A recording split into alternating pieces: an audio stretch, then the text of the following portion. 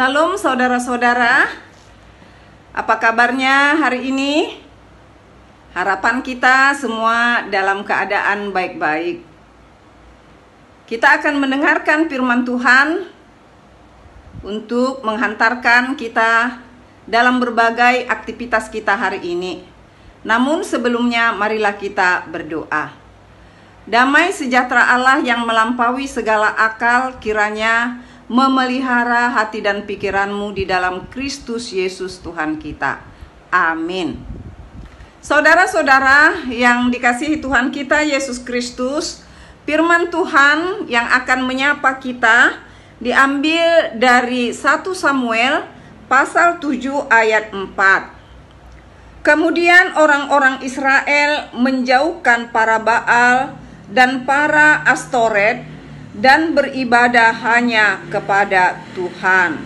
Demikianlah firman Tuhan. Saudara yang dikasihi Tuhan kita Yesus Kristus, kita mengenal Allah kita itu adalah Allah pengasih, Allah pemurah, dan Allah yang selalu peduli terhadap kehidupan umatnya. Dan kalau kita boleh jujur, kita pun akan mengaku bahwa siapakah kita ini. Namun karena kasih setia Tuhan Allah kepada kita, kita boleh diperhitungkan. Dan kasih Tuhan itu bukan hanya terjadi pada saat sekarang ini saja, tetapi sejak dahulu kala dan untuk selama-lamanya. Itu juga dapat kita lihat melalui sejarah umat Israel, di mana dahulu kala umat Israel ini diperbudak di Mesir, dan karena perbudakan yang sangat menyakitkan, mereka menangis, berseru-seru kepada Tuhan Allah, dan seruan mereka itu sampai ke telinga Tuhan, dan akhirnya Allah pun mengeluarkan umat tersebut dari perbudakan Mesir. Allah memilih hambanya Musa untuk membawa umat tersebut keluar dari Mesir. Lalu kemudian menempatkan mereka di tanah perjanjian, yaitu tanah yang sungguh-sungguh terberkati, dan Tuhan pun berjanji kepada umat tersebut, bila mereka tetap setia kepada Tuhan Allah, maka Tuhan akan membuat mereka hidup dengan sukacita di sana dan dapat menikmati berkat-berkat dari Tuhan Allah. Namun sebaliknya, apabila mereka tidak setia kepada Tuhan Allah, Tuhan pun dapat mendatangkan malapetaka terhadap umat tersebut. Namun di kemudian hari, apa yang dapat kita ketahui melalui sejarah umat Israel? Pasang surut iman mereka. Kadang mereka dicambuk oleh karena ketidaksetiaan, kemudian mereka kembali kepada Tuhan Allah, dan mereka pun diberkati oleh Tuhan Allah. Dan ini berulang-ulang terjadi atas umat Israel.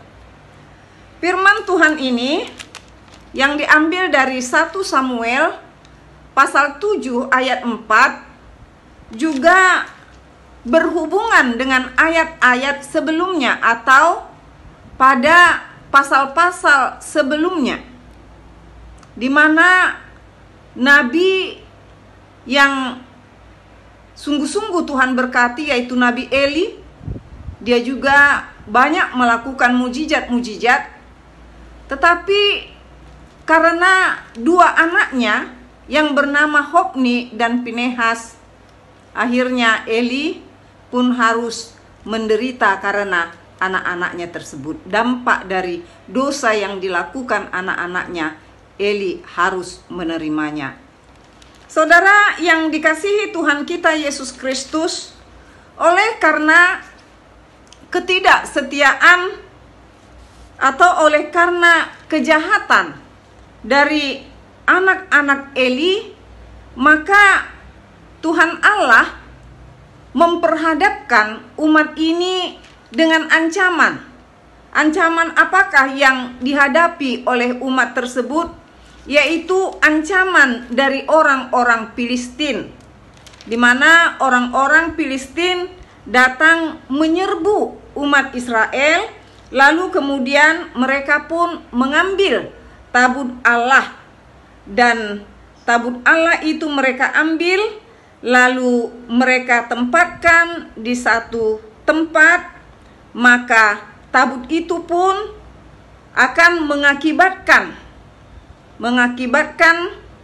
hukuman Allah terhadap orang-orang yang tinggal di sana.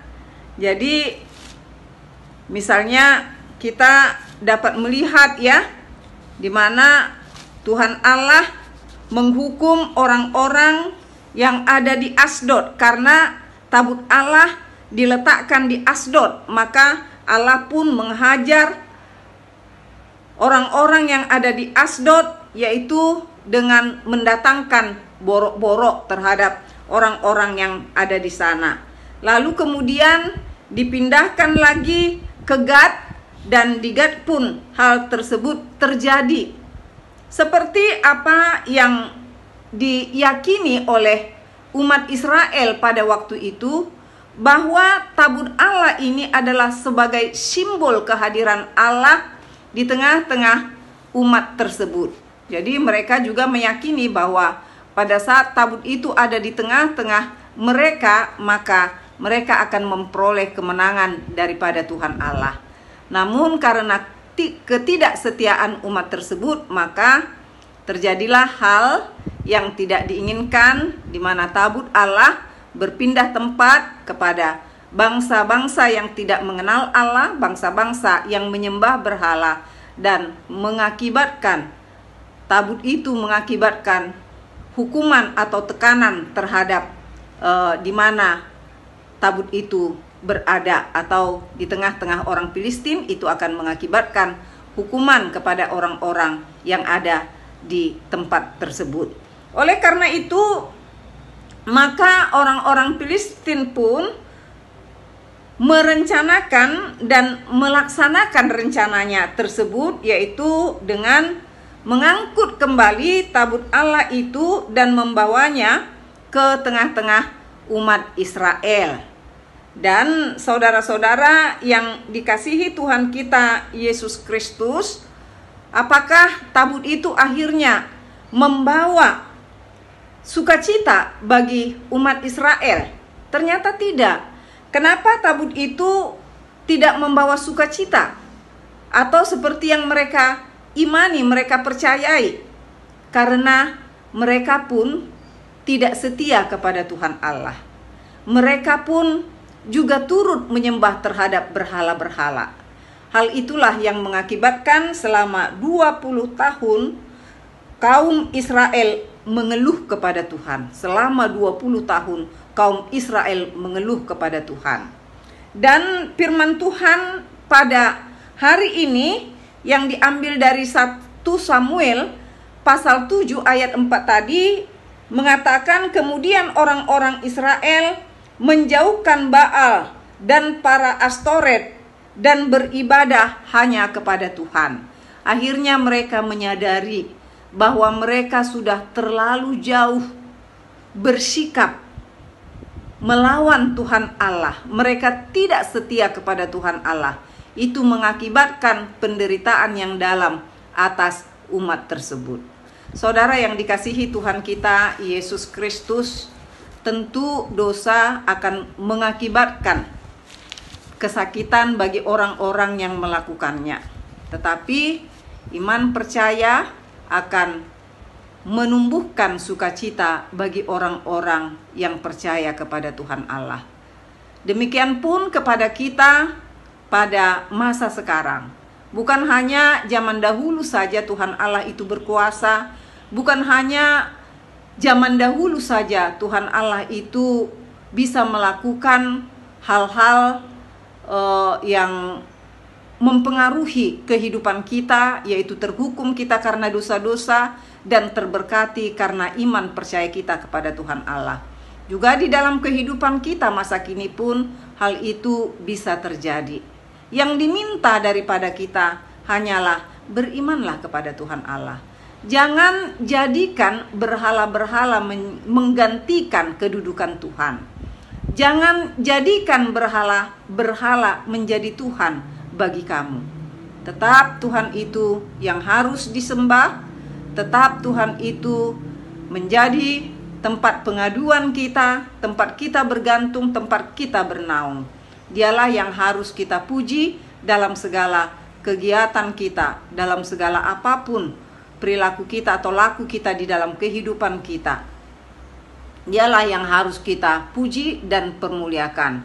Dan itu akan membawa sukacita bagi kita. Karena kalau dikatakan sukacita bagi orang-orang beriman, jangan hanya kita membayangkan menjadi orang yang berlimpah ruah dengan harta kekayaan. Tidak. Banyak juga orang yang punya harta berlimpah ruah tapi hidupnya tidak bahagia. Tetapi kita beriman kepada Tuhan Yesus, Dia memberikan sukacita kepada kita, ya hidup damai, hidup tentram, karena kita ada bersama-sama dengan Tuhan. Itulah yang kita harapkan di dalam hidup kita. Kita boleh bermimpi, punya banyak materi, iya. Tetapi kita yang terutama kita minta kepada Tuhan adalah sukacita, di mana kita dapat memuji Tuhan dan penuh dengan kegembiraan karena merasakan Tuhan ada selalu bersama-sama dengan kita. Tuhan memberkati kita semuanya. Amin, kita berdoa. Terima kasih Tuhan atas firman-Mu pada hari ini telah menyapa kami bahwa menanggalkan semua berhala dari kehidupan kami dan menjadikan Tuhan menjadi Allah yang patut kami sembah, menjadi Allah tempat kami bernaung dan bergantung. Itu akan membawa sukacita bagi orang-orang yang percaya dan beriman. Buatlah kami seperti itu Bapa.